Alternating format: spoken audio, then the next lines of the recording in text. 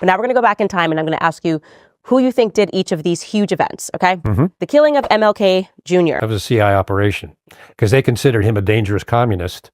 And both the FBI was bugging in churches where he was giving some of his speeches in churches.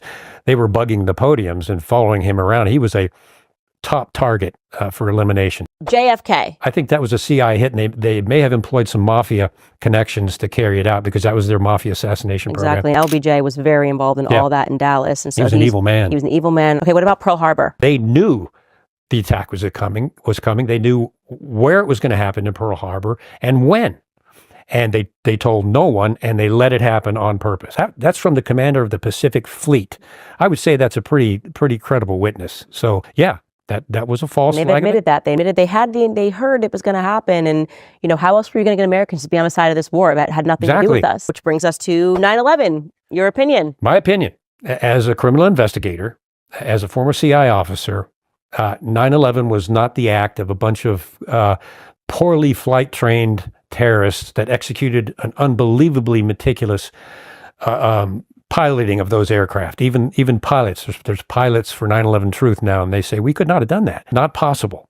And then we go to the passport issue, and we go to the Tower 7, which was a controlled demolition. Obviously. You talk to any structural engineer, and I have. And the fact, I think George W. Bush blacked out, I think it was 40 pages of the 9/11 report dealing with Saudi Arabia. So wait a minute, this report was supposed to be for the American people on what happened, and you blacked all these pages out? What in the world?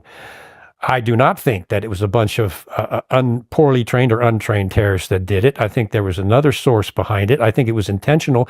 And I'm going just from a criminal investigative perspective, just looking at the evidence, what evidence we have, that was an intentional act. And it would fall right into the MO that you and I are talking about. Horrible event. Because human life does not matter to the shadow government deep state, or especially the CIA. It does not matter. They're pawns on their chessboard.